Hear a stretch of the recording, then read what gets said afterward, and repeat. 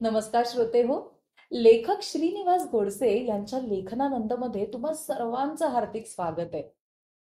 लेखनानंदचा आजचा लेख आहे आयुष्याचे धडे गिरवताना अक्षर यात्रीचा जन्म. छू कर मेरे मन को किया तूने क्या इशारा. वाह वाह वाह. किशोरचा मुलायम स्वर. संध्याकाळची वेळ. मंद संगीत चालू होते. सर्वत्र दिव्यांचा लखलखाट होता. शिस्तबद्ध लावलेली ग्रीटिंग्स, गिफ्ट आयटम्स, सतत चालू असणारे मंद पंखे आणि फ्रेशनरचा सुगंध. तरुणाईचे राज्य.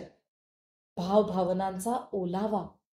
अचानक द ग्रीट हार्ट कलेक्शन या माझ्या शुभेच्छा पत्रांच्या आटोपशीर दालनाचे दार उघडून एक कॉलेजची मुलगी आत आली. थोडी घाईतच होती ती. पटकन बर्थडे ग्रीटिंगच्या रॅककडे गेली व एक सुरेख ग्रीटिंग तिने निवडले. त्याचे पैसे दिले. स्केचपेन दे ना. मी स्केचपेन भरलेला मग समोर ठेवला.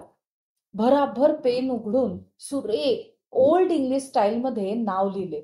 माझे लक्ष तिच्या लिखाणावर होते, अक्षरावर होते. मी म्हणालो, क्या आप मुझे इस स्टाइल में अल्फाबेट्स लिखकर दे सकते हो? आपको नहीं आएगा. असं म्हणून ती जशी आली तशीच बाहेर निघून गेली. आणि माझ्या मनावर मात्र हे वाक्य कोरले गेले. आपको नहीं आएगा. अरे, का नाही येणार? बघा, 1994-95चा काळ. द ग्रीट हार्ट कलेक्शन फार कमी कालावधीत लोकप्रिय झालेले हे माझे दुकान. त्या काळात माझ्यावर घरची जबाबदारी पण नव्हती. त्यामुळे मिळालेला पैसा मी परत परत या व्यवसायातच गुंतवला. त्यामुळे भांडवल लगेचच वाढत गेले. आवश्यकतेपुरता पैसा खर्च करायचा आणि बाकी परत व्यवसायात. ग्रीटिंगच्या या व्यवसायाचं एक दुखणं असतं. हा व्यवसाय सीझनल आहे. वर्षभर एकामागून एक सीझन येत राहतात. प्रत्येक सण समारोहाची वेगळी ग्रीटिंग्स. एका सीझनची राहिलेली ग्रीटिंग पुढील वर्षापर्यंत स्टॉकमध्ये राहायची. व्यवसाय वाढवण्यासाठी अक्षर चांगले असणे गरजेचे होते. आणि माझे घोडे इथेच पेंट खात होते. काय म्हणावं आता? मी प्रयत्न करायचो, हो, पण उत्कृष्ट असं म्हणावं ना, असं अक्षर मात्र जमतच नव्हतं. दुकानात प्रदीप पती नावाचा एक सिव्हिल इंजिनियर यायचा. मूळचा ओरिसाचा होता तो. त्याचे अक्षरही खूप छान होते. डीकेटीई मधील अनेक मुले यायची. त्यातील काहींची अक्षरे तर खूपच सुंदर होती हो. मी लक्ष देऊन त्यांचे ग्रीटिंगवर नावे, मजकूर लिहिणे वगैरे बघत राहायचो. मी त्या अक्षरांच्या अल्फाबेट्सचा शोध घेऊ लागलो. देवाने पाठवल्यासारखा एक कटनीप वापरणारा कलाकार दुकानात येऊन मला कटनीप तयार करून देऊन गेला. अजून एक जणांनी मला ओल्ड इंग्लिश स्टाईलची झेरॉक्स आणून सोपवली. अहो, मी वेड्यासारखा त्या अक्षरांच्या मागे लागलो. नकळत अक्षरे गिरवली गेली आणि एकामागोमाग एक असे अक्षरप्रेमी मला भेटत गेले. ज्या गोष्टीवर तुम्ही लक्ष देता ना, ती गोष्ट तुमच्या जीवनात वाढतेच. हा जीवनातील एक नियम आहे. दुकानात तर माझ्यासाठी संधी होतीच. आणि बघा, प्रत्येक जणाचं अक्षर सुंदर असेलच असं नाही ना. मग त्यांना ग्रीटिंगवर नावं लिहिण्यासाठी मी मदत करू लागलो. मला सुचलेले सर्व प्रयोग मी त्या ग्रीटिंगवर करायचो. त्या काळच्या अनेक ग्रीटिंग घेणाऱ्या लोकांमध्ये माझे अक्षर पसंत पडू लागले. शाबासकी मिळू लागली. माझे अनेक मित्र झाले. फक्त अक्षर लिखाण करतो ते बघण्यासाठी अनेक जण दुकानात येत असत. आता बोला. एके दिवशी ना, माझे ते कटनीपचे पेनच चोरीला गेले.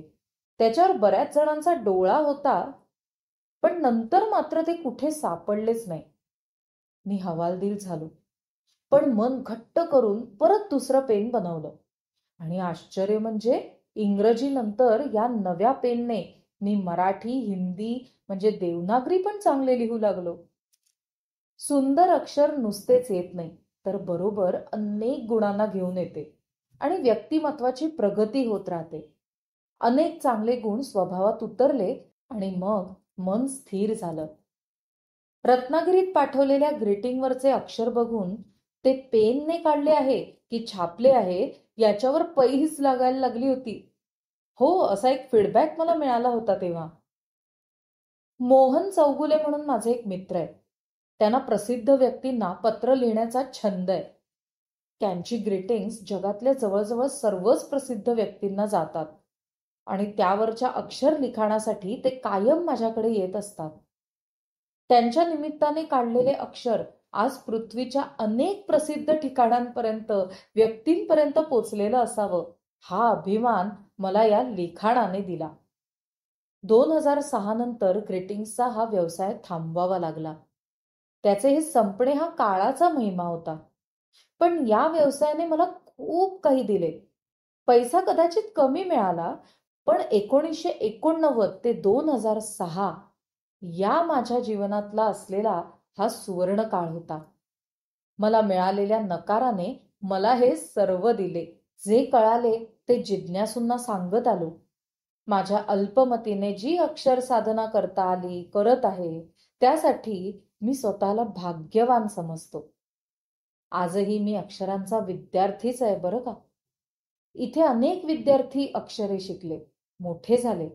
पण त्यांना शिकवता शिकवता मलाही बरेच काही शिकता आले. शिकवणे ही पण एक समाधी आहे, याचा अनुभव मी अनेक वेळेला घेत असतो. अक्षर म्हणजे नष्ट न होणारे. अक्षर म्हणजे ईश्वर, चिरंजीव, चिरंतन. आणि या अर्थाने अक्षर यात्रेचा हा जन्म मला लाभला आहे.